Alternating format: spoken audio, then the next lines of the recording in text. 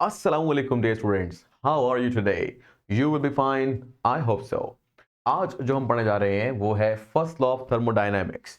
हमारे पास जो चैप्टर है थर्मोकेमिस्ट्री का, उसमें इसके बारे में थोड़ा सा नॉलेज है, लेकिन इससे रिलेटेड जो हमारी बुक में इंपॉर्टेंट क्वेश्चन आता है, जो हमारा बोर्ड क्वेश्चन भी है, वो ये है कि prove that del E is equal to Q V and del H is equal to Q P. ये थोड़ी सी मैथमेटिकल फॉर्म है जिसको अगर आप कर लेंगे तो आपको पता लग जाएगा, भाई बहुत आसान सा है। लेकिन इससे आगे चलते हैं, पहले से समझते हैं इस बात को है कि फर्स्ट लॉ ऑफ थर्मोडायनामिक्स क्या होता है। इसको आप ऑलरेडी पढ़ चुके हैं अपनी छोटी क्लासेस के अंदर, जहां पे आपने पढ़ा था law of conservation of mass या फिर law of conservation of energy. अब law of conservation of mass and energy वही तारीफ आप यहां पर भी कर सकते हैं।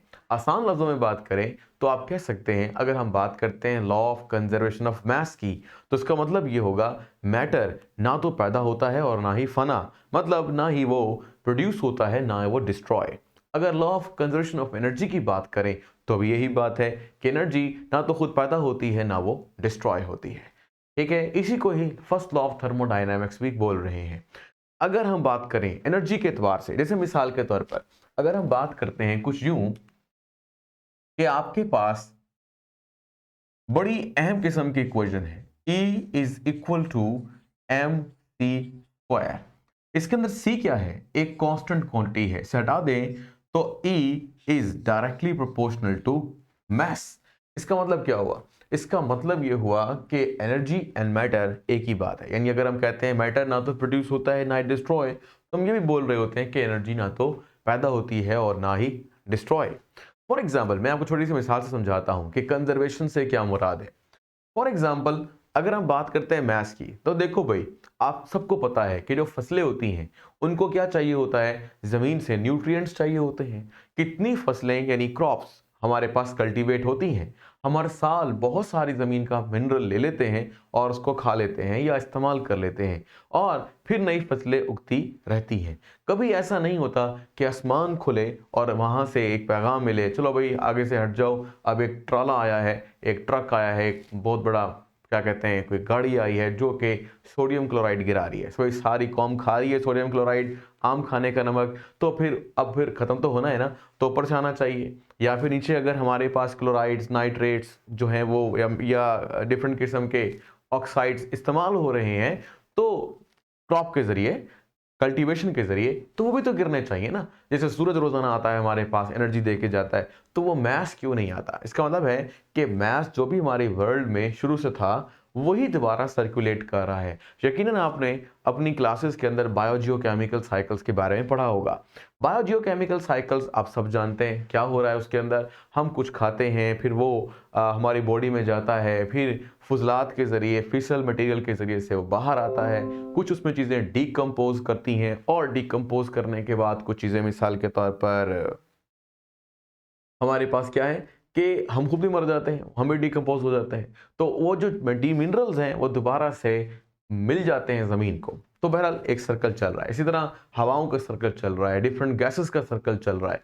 तो ये सब कुछ चलता चला जा रहा है। तो इसका मतलब है क्या हो रहा है? मैटर जब वो ज़मीन में था तो किसी और हालत में, जब वो पौधे में था किसी और हालत में, जब वो इंसान ने खाया तो किसी और हालत में। तो मैटर अपनी शक्लें तब्दील करता रहता है, ख़त्म नहीं होता।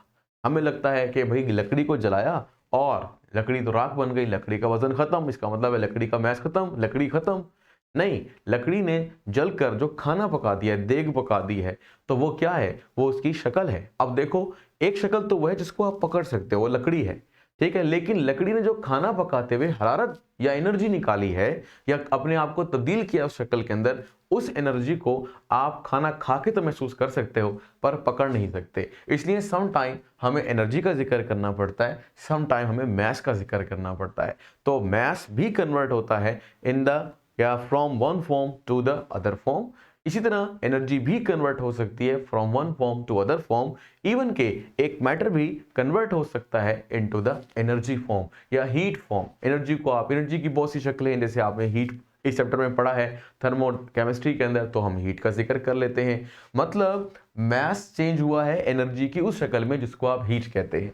तो बहरहाल ये था एक सिंपल सा रिलेशनशिप जिसको आपको आना अब हम बात कर लेते हैं अपने कल वाले टॉपिक से चंद एक बातों के बारे में।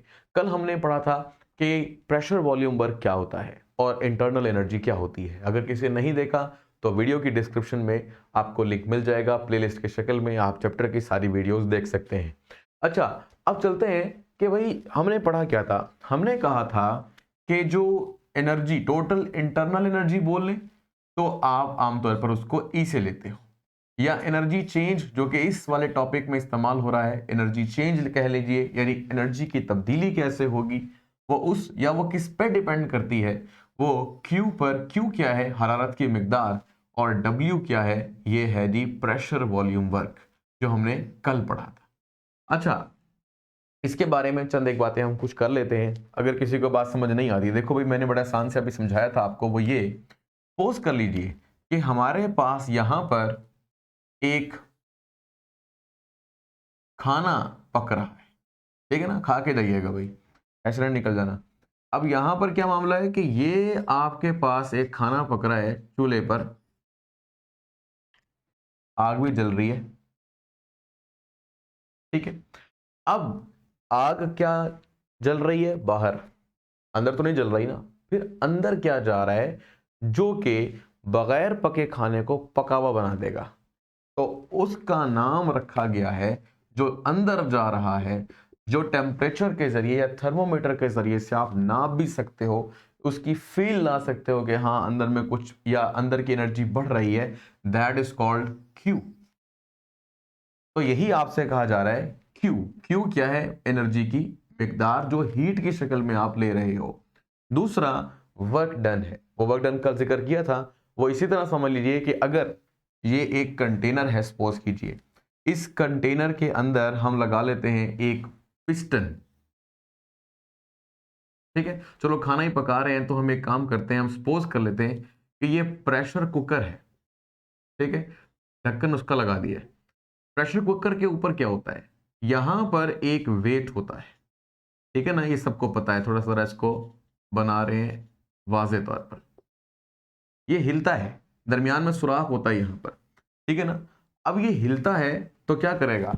छन छन छन छन छन करेगा, ऐसा ना, मतलब क्या म्यूजिक है, खाना विद म्यूजिक। तो बहरहाल बात ये है कि ये आपके पास क्या पक रहा है? खाना।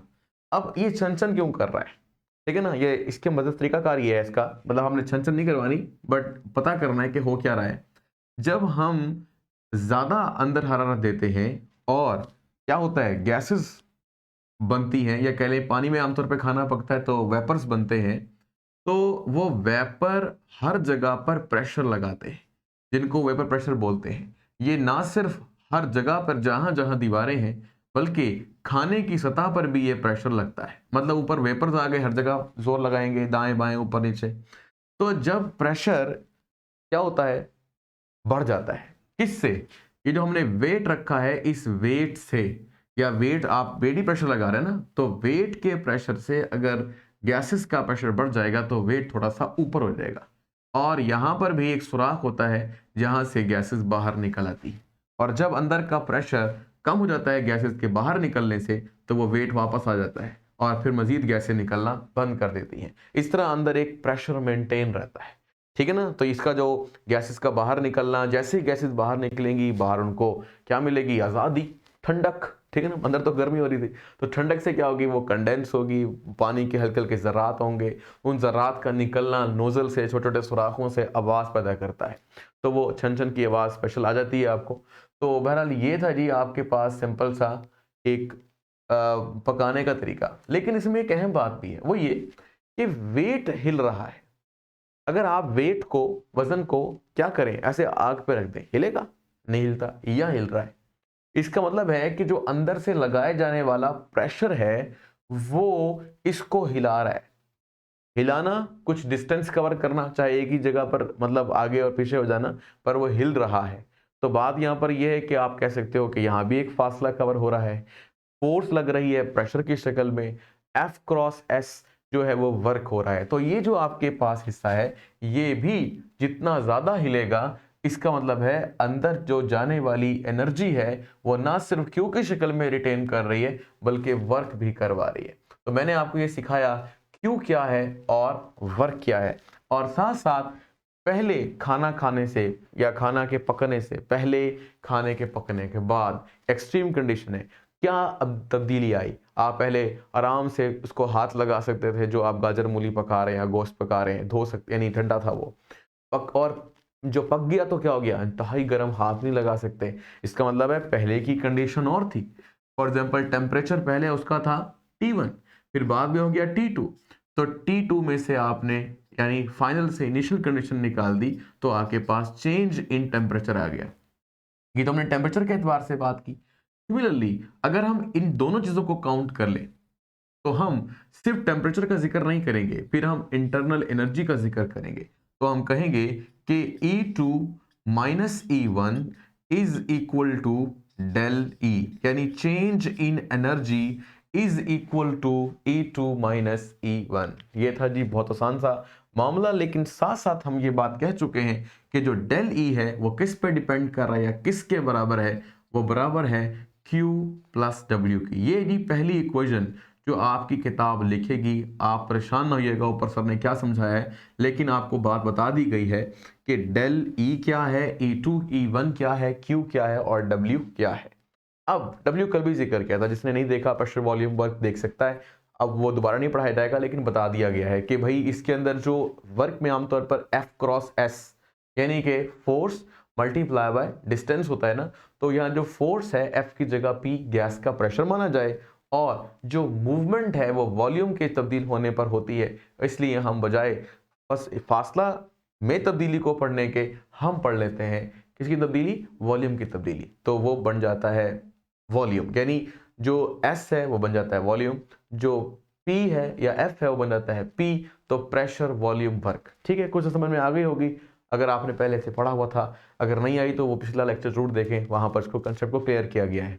अच्छा भाई, अब देखो del E E2 is equal to E2 minus E1 is equal to Q plus W। अब यहाँ पर थोड़ा सा मामला और भी है जो कि कंसेप्चुअल है, आगे जाकर इस्तेमाल होगा, समझ आनी चाहिए आपको। जो W है ना हमारे पास, ये माइनस में भी हो सकता है, ये प्लस में भी हो सकता है। और जो हरारत की मिकदार है या Q जो है हमारे पास, ये भी माइनस में हो सकती है और प्लस में भी हो सकती है, ठीक है। और इसी तरीके से जो हमारे पास एनर्जी है वो भी माइनस और प्लस में हो सकती है। वो खुद ब खुद आपको इक्वेशन में समझ में आ जाएगी। मैं थोड़ा सा सिंपल करके लिखता हूं। सिंपल ये लिखते हैं कि del E is equal to Q plus W। देखो भाई, Q अगर सिस्टम में एनर्जी बढ़ रही है, इंक्रीज कर रही है, सिस्टम एनर्जी अब्सॉर्ब कर रहा है, तो फिर क्या होगा, सिस्टम की एनर्जी बढ़ रही है, इसको कहेंगे प्लस। सिस्टम में एनर्जी जमा हो रही है, सिस्टम में एनर्जी जमा हो रही है, प्लस, ऐसे कह ले, जमा प्लस एक ही बात है। इसी तरह से अगर सिस्टम से या सिस्टम ऐसा कुछ करे कि एनर्जी निकल आए, ठीक है ना, तो हम कहेंगे सिस्टम की एनर्जी निकल रही है। निकल रही है, मनफी हो रही है, कम हो रही है, माइनस हो रही है, एक ही बात है। तो आपने ये बात सीखी, क्यू उस वक्त प्लस होगा जब सिस्टम एनर्जी लेगा, ठीक है ना। फिलहाल मैं सिस्टम नीचे लिख देता हूं। तो जब एनर्जी जमा होगी सिस्टम में, जब सिस्टम की एनर्जी माइनस होगी तो साइन माइनस से शो कर देंगे। इसी तरीके से जो हमारे पास W है, अगर हम कल बोले थे इस तरह से, यूं समझ लो कि किसी भी सिस्टम से, जैसे ये हमारे पास एक सिस्टम है, इस सिस्टम से दो चीजें ट्रैवल कर सकती हैं। एक तो आपको पता है, और कल मैंने दोनों बताई थी वैसे, एक का नाम है एनर्जी, जिसको आप Q बोल सकते हो। ये आ भी सकती है और जा भी सकती है। इसी तरीके से आने और जाने की वजह से पॉजिटिव नेगेटिव चार्ज है। और इसी तरीके से सिस्टम वर्क कर सकता है किसी पर, या सराउंडिंग जो है वो सिस्टम पर वर्क कर सकती है। तो ये दो इंपॉर्टेंट चीजें हैं। जैसे क्यू हरारत निकलती और एब्जॉर्ब होती है, बिल्कुल इसी तरीके से वर्क भी समझो किया जाता है या करवाया जाता है या होता है, समझ लीजिए। बात समझ में नहीं आई? देखो कल वैसे मैंने इसको क्लियर किया था, लेकिन आज फिर हम बात कर लेते हैं। सोचो अगर हमारे सिस्टम में एनर्जी चली गई, यहां से पकने के दौरान चली गई, उस एनर्जी का निकलना पॉसिबल हो गया इस वर्क की वजह से, तो आप यूं बोलो कि डायरेक्टली हीट बाहर निकली, वर्क करवा कर निकली है, वर्क की शक्ल में निकल गई है। तो वर्क क्या हो गई है, एनर्जी के निकलने की वजह बन रहा है। तो आपने वर्क को माइनस लिखना है, या यूं कह लीजिए work is done by the system. और ये काम अगर उलट हो, हम ऊपर से प्रेशर डालना शुरू कर दें और अंदर मौजूद जो गैसेस हैं वो अपना वॉल्यूम कम करें, तो क्या होगा, मॉलिक्यूल करीब करीब आ जाएंगे। जब मॉलिक्यूल करीब करीब आएंगे उनके दरमियान क्या होगा, इंटरमॉलिक्यूलर फोर्सेस बन जाएंगी। इंटरमॉलिक्यूलर फोर्सेस का मतलब है अंदर का पोटेंशियल या अंदर की पोटेंशियल एनर्जी का बढ़ना। तो इसका मतलब है बाहर से काम करवाया गया सिस्टम पर, तो ये कहलाया work is done on the system. तो दो इश्यूज हैं यहां पर, work is done by the system, अगर बाय द सिस्टम होगा तो माइनस साइन, और work is done on the system तो फिर प्लस साइन के साथ होगा। तो ये आपने ये एरोज याद रखने, बाय और ऑन याद रखना है। बिल्कुल सिमिलरली अगर ये Q माइनस है तो खुद ब खुद देख लीजिए, या कह लीजिए Q अगर माइनस है तो फिर डेल E भी माइनस है। एनर्जी सिस्टम की क्या हो रही है, कम हो रही है। या अगर आप यूं समझ लीजिए कि हरारत निकल रही है, निकलना, नून से निकलना, नून से नेगेटिव, तो ये भी नेगेटिव है, तो सिस्टम की एनर्जी कम हो रही हो तब भी आप क्या बोलते हो कि सिस्टम से एनर्जी निकलना एक्सोथर्मिक रिएक्शन का होना हो तो नेगेटिव साइन के साथ शो करते हैं, और सिस्टम में एनर्जी जमा हो जाए तो फिर क्या होता है, हमारी जो चेंज इन एनर्जी है वो शो करेगी कि एनर्जी बढ़ गई है सिस्टम में, यानी एंडोथर्मिक रिएक्शन है, तो फिर आप इसको प्लस से शो कर सकते हैं, एंडो और ऊपर एक्सो। मैंने काफी सारे जो कंसेप्ट हैं, एक कंसेप्ट यहां पर डिस्क्राइब किया है, एक यहां पर डिस्क्राइब किया है और एक यहां पर डिस्क्राइब किया है। तो आपको जगह जगह पर ये माइनस प्लस का मसला भी पड़ जाता है, ये भी आप अपने दिमाग में संभाल के रखेंगे कि भाई कब माइनस होगा और कब प्लस होगा। अब आते हैं अपनी डेराइवेशन की तरफ, जो हमारा एक क्वेश्चन था इसको हल करते हैं जी। हल करना क्या है, बड़ा आसान सा है, आपको पहले ही आ जाएगा। क्या वो कैसे, जरा यूं लिखो, del E is equal to Q plus W की जगह पर जो कल हमने सिखाया था, मैं दोबारा लिखता हूं, मैंने बोला भी है, वो है जी pressure volume work. W is equal to P del V, या P cross multiply by del V. तो यही उठाकर आपने यहां पर लिख देना है, तो लिख दें भाई P डेल वी। अब आप एक काम करो, हम अगर कहें कि हम जो काम करने लगे हैं वो काम करने लगे हैं एट कांस्टेंट वॉल्यूम, वो कैसे, देखो भाई, सपोज कर लो कि ये हमारे पास एक कंटेनर है, ये हमने पहले भी कई दफा बनाया है, या गैस का जार है, सिलेंडर है, इसके अंदर एक पिस्टन लगा हुआ है, ये जी हमारे पास एक पिस्टन है, अंदर क्या है, ये हमारे पास गैस है। अब आप क्या करने लगते हैं, अब आप कुछ ऐसा करते हैं कि गैस को गर्म करते हैं, ये हमने सपोज कीजिए इसको आग लगा दी, ठीक है जी, अब गर्म हो गया। अब गर्म करने के बाद क्या होगा, अब आपको पता है होगा ये कि गैस के जो मॉलिक्यूल होंगे वो क्या करेंगे, ज्यादा एनर्जी लेंगे, दूर दूर हो जाएंगे, वॉल्यूम ज़्यादा एक्वायर करने की कोशिश करेंगे, जिसके नतीजे में पिस्टन को ऊपर जाना पड़ेगा। लेकिन आपने क्या किया हुआ है, हमने ऐसा क्या किया है कि पिस्टन को फिक्स कर दिया है, this piston is not movable. समझ लो बाहर से हमने यहाँ पे कुछ स्क्रूज हैं, पेच हैं, ये लगा दिए इधर भी और इधर भी। अब रिमूव करके दिखाए फिर कहते ना, आप तो हिल के दिखा, तो हिल कर दिखाएगा, हिलेगा नहीं। यानी आप बोल रहे हैं कि अब आपने वॉल्यूम को तब्दील नहीं होने देना, यही हम कह रहे हैं एट कांस्टेंट वॉल्यूम। हरारत जा रही है यहां से, और अगर थर्मामीटर लगाया हुआ है अंदर, सपोज कीजिए, या आप चेक कर रहे हैं हाथ से, तो अंदर वाकई में क्यू की मिकदार या हरारत की मिकदार बढ़ रही है, लेकिन वॉल्यूम नहीं तब्दील हो रहा। तो क्या होगा भाई, अगर वॉल्यूम तब्दील नहीं हो रहा तो ये क्वांटिटी का क्या हाल होने वाला है, डेल वी किसके बराबर होगा, आपको पता है कि del V is equal to V2 minus V1। अगर पहला और आखिरी दोनों वॉल्यूम सेम हो तो दोनों का डिफरेंस जीरो, तो डेल वी जीरो हो जाएगा। तो हम यही बात कह रहे हैं कि डेल वी जीरो, तो लिखें, बेशक लिख दें, मैं ऊपर मान लिख दिया, आप लाजमी तौर पर लिखा करें, किताब को देख लिया करें। मैं ज़रा इसको, वाइट बोर्ड हमारे पास मुनासिब होता है, सारा काम इसे में करना होता है। एट कांस्टेंट वॉल्यूम, अब आपने कांस्टेंट वॉल्यूम कर दिया तो भाई क्या, डेल वी तो जीरो हो गया ना, अभी समझाया। हाँ जी, आगे लिखो, Q del E is equal to Q plus P multiply by zero. P multiply by 0 is equal to 0, पूरी अमाउंट 0 हो गई, तो क्या रह गया, सिर्फ और सिर्फ Q अकेला ही रह गया, और साथ यहां पर क्या आ गया जी, डेल E। लेकिन किताब ने यहां पर एक काम किया है, मेंशन किया है कि चूंकि हम एट कांस्टेंट वॉल्यूम पर काम कर रहे हैं, तो हमें यहां पर लिखना चाहिए V, क्यू वी। यही जी हमें बताना था, del E is equal to Q V. यानी अगर हम पिस्टन मूव ना होने दें, तो बाहर से जो तब्दीली होने वाली है एनर्जी की, वो सिर्फ और सिर्फ मेजर होगी किसके हिसाब से, अंदर मौजूद क्यू के हिसाब से। यानी अगर आपने ये देखना है कि सिस्टम में कितनी एनर्जी दाखिल हुई है, तो आप कांस्टेंट वॉल्यूम रखते हुए देखो, जितना टेम्परेचर का चेंज आएगा या जितना एनर्जी का चेंज आएगा, वो यही होगा क्यू के एतबार से, और हमें पता लग जाएगा कि अंदर इतनी एनर्जी इजाफी आई है या निकली है। तो ये था जी सिंपल सा तरीकाकार कि भाई बोलना आपने बिल्कुल किताब वाली बातें, कोई वहां बहुत आसान लिखा है, मैं मुश्किल समझा रहा हूं लेकिन थोड़ा कंसेप्ट लेके चल रहा हूं। तो change in energy of a system is equal to the heat supplied, जो हीट दी गई in the form of Q at constant volume.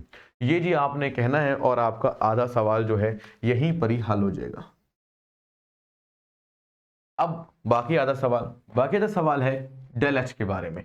Del H के बारे में सीखने से पहले आप सीख लें कुछ एच के बारे में, कि एच क्या कहता है। देखो बेटा, ये जो एच है ना, ये शो करता है एंथैल्पी को। अब एंथैल्पी क्या है और E या एनर्जी क्या है, आमतौर पर वैसे हम अकेला E अकेला H नहीं लेते हैं, ले नहीं सकते हैं, मुश्किल होती है। हम change in energy, change in enthalpy यानी डेल के साथ लेते हैं, लेकिन फिलहाल आसान करने की खातिर को समझा देते हैं। सपोज कीजिए कि डेल H का मतलब ये है H2 माइनस H1, यानी पहले एंथैल्पी कुछ थी, फिर बाद में कुछ हो गई, दोनों का डिफरेंस निकाला, चेंज इन एंथैल्पी आ गई। अगर ये चेंज ऑफ एंथैल्पी, आसान लफ्जों में कहें, the amount of heat absorb और evolve during a chemical reaction at constant pressure,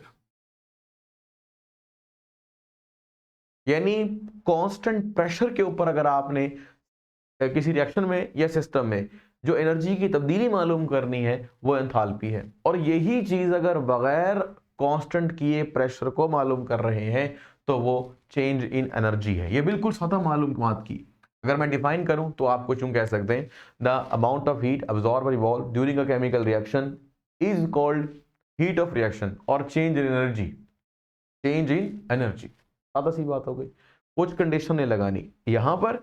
the amount of, वही तारीफ है, the amount of heat absorb और evolve during a chemical reaction at constant pressure is called, अब क्या बोलोगे, heat of reaction ही बोलोगे, बल्कि बोलोगे enthalpy of the reaction.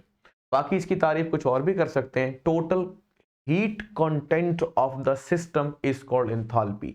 Total heat content, जितनी भी हरारत की मिकदार बॉडी के अंदर है या किसी सिस्टम में है, वो कहलाती है एंथैल्पी। और उसमें अगर तब्दीली हो तो उसे हम बोलते हैं चेंज इन एंथैल्पी। अब हमारी जो किताब लिखती है ना, वो कुछ यूं लिखती है कि H is equal to E plus P V. ठीक है, इसको भी आप समझ सकते हैं, लेकिन वो कहता है कि जो एंथैल्पी है, जैसे मैंने अभी भी कहा, डायरेक्टली मेजर नहीं की जा सकती, हम चेंज इन एंथैल्पी मालूम करते हैं। इसकी कुछ बेटा रीजन हैं, फिलहाल उनके अंदर डीपली नहीं जाते, बस आपने सोचना ही है कि देखो एक चीज है, अगर वो कॉन्स्टेंटली अपनी कंडीशन चेंज कर रही है, तो आप कभी भी नहीं बता सकते कि उसकी एक्चुअल कंडीशन क्या है। मेरी बात समझ आ रही है कि नहीं आ रही है? जैसे मिसाल के तौर पर मैं कहूँ कि मेरा हाथ कहाँ पर है, मेरा हाथ कहाँ पर है, मेरा हाथ कहाँ पर है, मेरा हाथ कहाँ पर है, तो आप जहाँ पे इशारा करेंगे गलत होगा। क्यों? क्योंकि जब तक आप इशारा करेंगे वहां से वो चीज़ मूव हो चुकी होगी। तो जो डायनामिक्स होते हैं, जो चीज़ें डायनामिक्स के थ्रू चलती हैं, जैसे आप चैप्टर का नेम समटाइम फिजिक्स में पढ़ोगे, थर्मोडायनामिक्स, तो जो डायनामिक्स होती हैं या रिएक्शन में भी ऐसा होता है या कंटिन्यूसली चेंज आ रही होती है, तो वहां पर किसी एक लम्हे पर बताना मुश्किल होता है। लेकिन हम ये बता सकते हैं कि अगर मेरा हाथ हर 30 यानी सेकंड बाद, 1 सेकंड बाद 30 डिग्री मूव करता है, तो फिर आप ये क्या है, चेंज, क्या चेंज आ रहा है 1 सेकंड के अंदर या वक्त के साथ साथ, तो आप चेंज बता सकते हो, लेकिन आप एग्जैक्टली पोजीशन नहीं बता सकते। इसी तरह से इलेक्ट्रॉन एटम में कहाँ पर है, आप क्या बता सकते हो, प्रोबेबिलिटी बता सकते हो उसके उस क्योंकि वो चेंजिंग में है ना, तो आप बता सकते हो यहाँ पर हो सकता है, पर एग्जैक्टली नहीं बता सकते यहाँ पर है। तो ये चीज़ें भी आपको आहिस्ता आहिस्ता चलकर आगे समझ में आएंगी कि वाकई में भाई बहुत कुछ है केमिस्ट्री में, इतना आसान भी, मतलब आसान समझा दिए कि इतना छोटा मोटी चीज़ें नहीं है, बड़ी बड़ी चीज़ें भी हैं। एनी हाउ, अब चलते हैं जी इसकी अगली बात की तरफ। तो चेंज हमने लेकर आनी है जी, तो चेंज के लिए डेल लगाना पड़ेगा। यहाँ पे भी सारी इक्वेशन को डेल से मल्टीप्लाई कर दो। बस यहाँ थोड़ा सा इशू है, वो इशू ये है कि यहाँ पर जो मैथमेटिक्स अप्लाई होती है हमारी बुक में इतनी है ही नहीं, बिल्कुल सादा सी बातें हैं।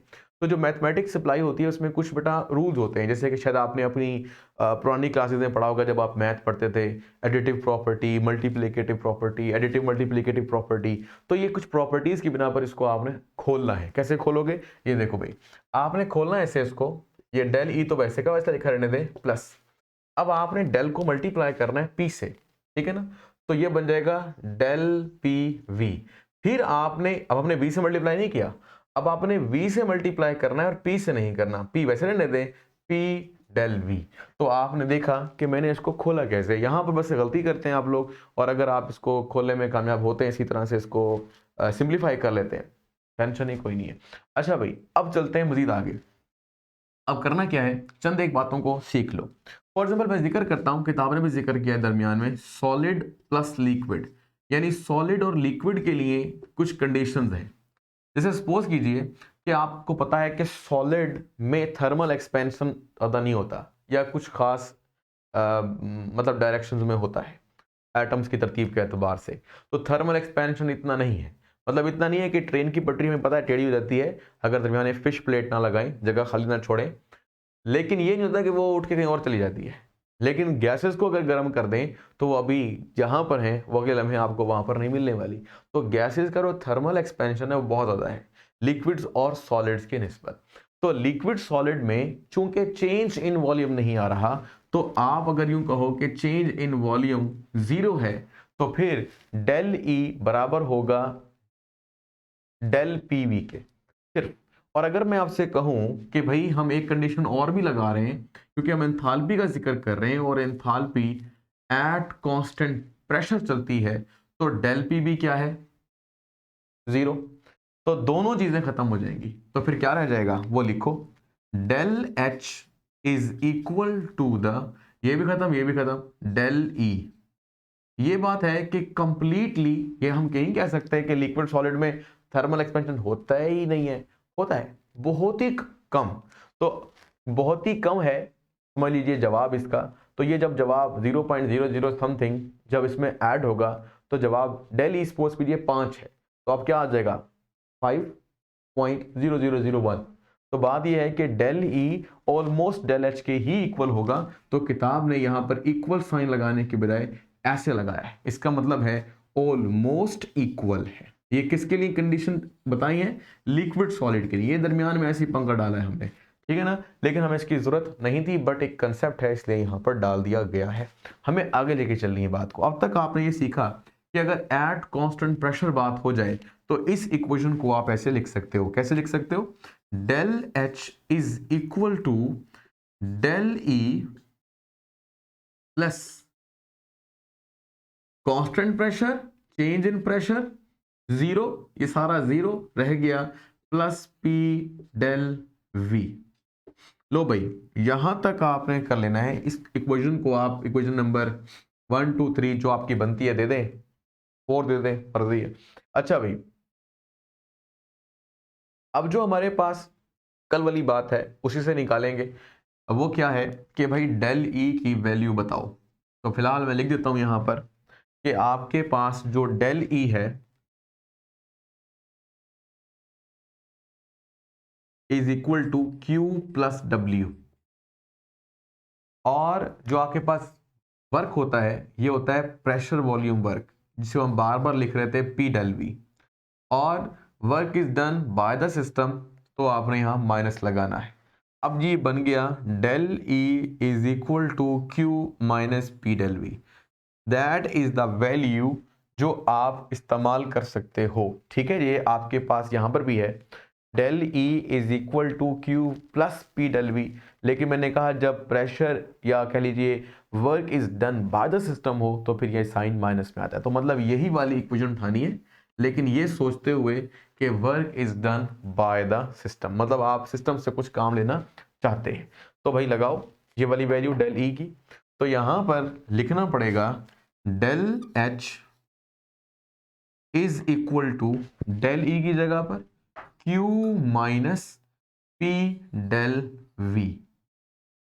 असल में आपको सर माइनस लगा दिया, प्लस लगा लेते, सिस्टम से काम ले लो, सिस्टम पर काम कर लो। हाँ, ये सारी पॉसिबिलिटीज होती हैं, लेकिन चूंकि हमारे एक सिलेबस है, उस सिलेबस के अंदर हमें कुछ क्वेश्चंस किए जा रहे हैं। उन क्वेश्चंस के आंसर तभी पॉसिबल है जब हम इसी तरह सोचें जैसे हम सोचकर चल रहे हैं। अगर हम अपने तरीके से सोचेंगे तो रिजल्ट्स डिफरेंट होंगे, वो भी ठीक होंगे, लेकिन बात है कि हमसे पूछा नहीं जा रहा, दैट्स वाई हम उसका आंसर नहीं करें।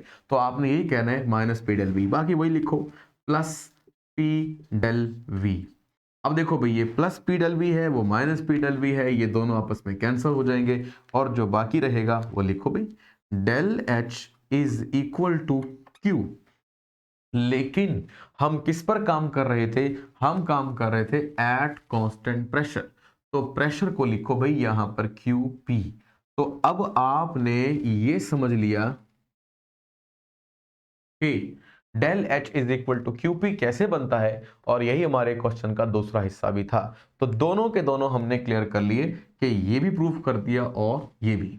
अब आता है दोनों के दरमियान, मतलब भाई कांस्टेंट प्रेशर पे काम किया है, यहां पर कांस्टेंट वॉल्यूम ले लिया था, पिस्टन को मूव नहीं करने दिया था, that's why del E is equal to heat supplied at constant volume, del H is equal to Q at या heat supplied at constant pressure.